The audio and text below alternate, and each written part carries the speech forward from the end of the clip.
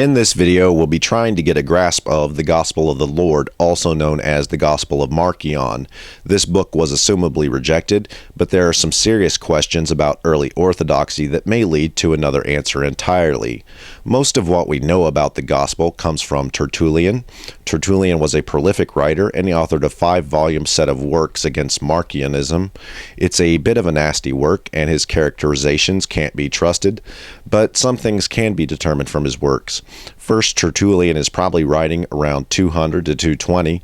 By this time, Marcionism is still strong enough to be worth writing about. Secondly, Tertullian claims that Marcion removed parts of the Gospel of Luke. This seems like a very odd statement, and all of the evidence so far shows that the Gospel of Marcion is very similar to the Gospel of Luke and probably Acts. We don't have the entire Gospel of Marcion, however, we have enough fragments and quotes from church fathers that it can be determined to be very similar to Luke and Acts. Now, the dating of the Gospel of Marcion depends mostly on church fathers. This is problematic because with Tertullian and the later church fathers, they are trying very hard to condemn Marcion as a heretic. Nevertheless, accepting what the church fathers said about Marcion's history, his Gospel was likely written around 140. Now, as to the nature of the Gospel of Marcion, again it seems very similar to Luke and Acts. The church fathers claim that Marcion rejected the other Gospels, but again, accepting Luke and rejecting Matthew and Mark makes little sense. Of course, there is no evidence that Marcion rejected other texts. All we have is evidence of his canon, which does not include some texts.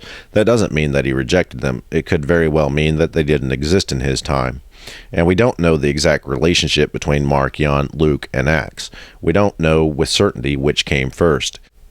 Later church fathers claim that Marcion removed parts of Luke. It's possible, but it doesn't sound likely, and none of his contemporaries seem to complain about it. Before Tertullian, there are tons of Christian authors, none of which say Marcion reduced the book of Luke. It's just as likely that Marcion was first, and Luke and Acts were derived from the Gospel of Marcion.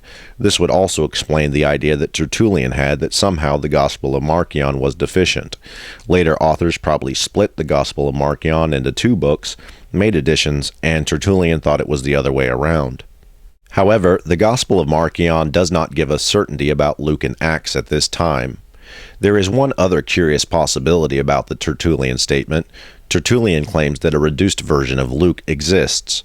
Common scholarship says that Luke was derived in part from the Gospel of Mark, and if you look at the Gospel of Mark, you find that it's the least detailed of the 3 synoptics.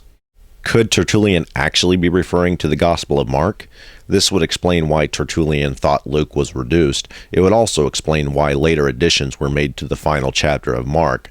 I will explore this possibility more. One last thing about Marcion that should be noted, the religion of Marcionism sought to distance itself from Judaism.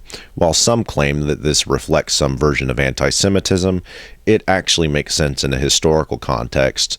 The Gospel of Marcion was written during or after the Bar Kokhba revolt. What probably happened is that Marcion wanted nothing to do with that war, and in that quest for distance, they kicked Judaism to the curb and created their own canon. Marcion's anti-Jewish stance should be seen as a reaction to that revolt, an attempt to distance itself from that war, shield itself from Roman reaction, and to discourage Christians from taking part in that war. Judaism and Christianity were probably more or less the same religion up until this point. The Bar Kokhba revolt probably forced the religions to separate.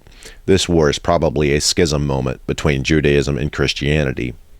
Marcion's canon and his anti-Jewish philosophy seem to make perfect sense in that context. Up until this point, Christianity probably made heavy use of the Septuagint. Marcion's canon is probably an attempt to codify a new set of works, largely to replace the Septuagint and distance itself from Judaism.